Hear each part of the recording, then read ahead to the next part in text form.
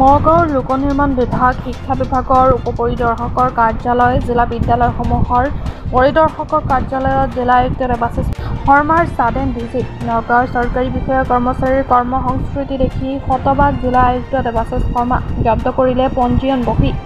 হাহাকাৰ চৰকাৰী কাৰ্যালয়ৰ কৰ্মচাৰী। ইয়াত এনেকৈ শুই আছে কেলে?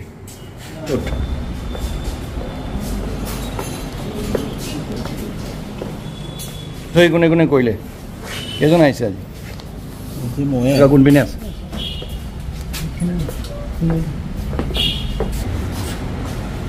মই হেৰি পাইছোঁ, আপুনি বাকীবোৰ নাহে টাইমত? বাকীবোৰ সৰহসংখ্যক মানে টাইমত নাহে মানুহ? নহয় নহয়, আপুনি এইমাত্ৰ ক'লে যে ডিউটিত নিজৰ হেৰি নুবুজে, কিয়? সেইটো কিয় হয় তেনেকুৱা? মই আপোনাক দায়ী কৰা নাই, কিন্তু নাহে, হয় নহয়? কাৰ্যালয়ত আপুনি ছাডেন ভিজিট মাৰিলে, কি পালেগৈ? মই IAS অফিচলৈ গৈছিলোঁ, DI অফিচলৈ গৈছিলোঁ, ছুপাৰিণ্টেণ্ডিং ইঞ্জিনিয়াৰ PWD ৰোডছৰ অফিচলৈ গৈছিলোঁ। তাত দেও মনিছে টাউন মাত্ৰ এজন ব্যক্তিক মই পাইছোঁ DI অফিচত, আৰু 2-4জন পাইছোঁ আপোনাৰ IAS অফিচত, আৰু ছুপাৰিণ্টেণ্ডিং ইঞ্জিনিয়াৰ অফিচতো মাত্ৰ এজন মানুহ মই পাইছোঁ। ছুপাৰিণ্টেণ্ডিং ইঞ্জিনিয়াৰ অৱশ্যে তেওঁ ছুটীত আছে, তেওঁ ডেইলি কামত গৈছে।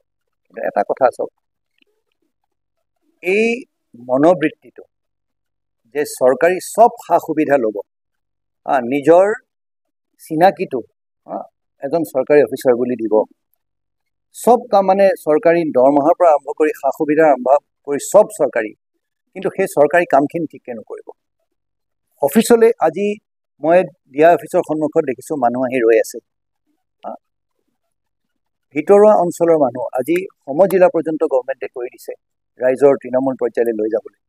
আজি যদি সেইবিলাক অফিচত আহি পেলাই এজন ব্যক্তিয়ে ৰাতিপুৱা 11টা বজালৈকে যদি মানুহ নাপায়, এইটো বৰ লাজৰ কথা, অত্যন্ত দুখৰ কথা।